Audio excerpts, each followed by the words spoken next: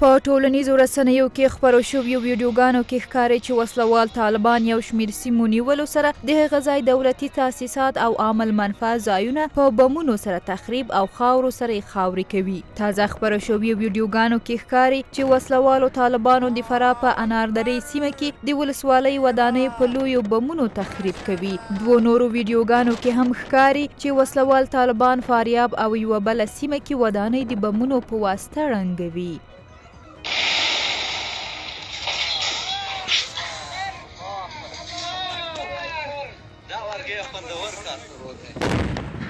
الله اکبر کبیره ماشاءالله.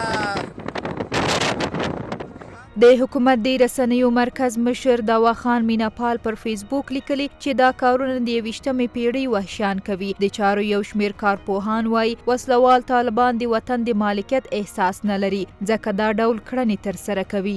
دوی وایي دولتي تاسیسات بیت المال په زمره کې راځي، نو ولې دوی د ملت د سرمایې په نړېدو خوښي کوي او د اسلام مبارک دین څخه ناوړه استفاده کوي او د الله اکبر چیغې وهي. د چارو د یو شمېر نورو کارپوهانو په اند وسلوال طالبان د موقت وخت لپاره سیمې نیسي خو ساتلی نشي ځکه دولتي تاسیسات ړنګوي او وحشت رامنځته کوي. دوی زیاتوي په پاکستان کې وسلوالو طالبانو ته دا تبلیغ کوي چې په افغانستان کې د جوړو شویو روغتونونو، سړکونو او عامه تاسیساتو ړنګول د ثواب کار دی او باید ویجاړ شي. عامه شتمنۍ دا د دې ملت حق دی، دا د ملت مال دی.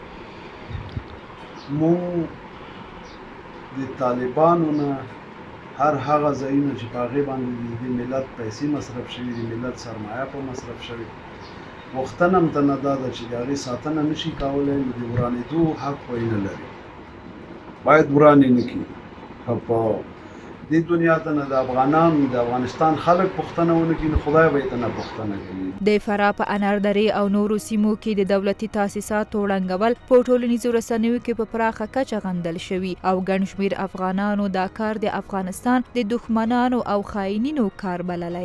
دوی لیکلي وسلوال طالبان دا کار د یو شعوري پلان له مخې کوي ترڅو د خلکو منځ کې ویره رامنځته کړي او د خپل زور نمایش وړاندې کړي. د ویلو ده چې تیره میاشت د افغانستان د ملي امنیت شورا سلاکار ډاکټر حمدالله محب ویل وسلوالو طالبانو د سلګونه میلیونو ډالرو په ارزښت دولتي او عام المنفعه تاسیسات ویجاړ کړي دي.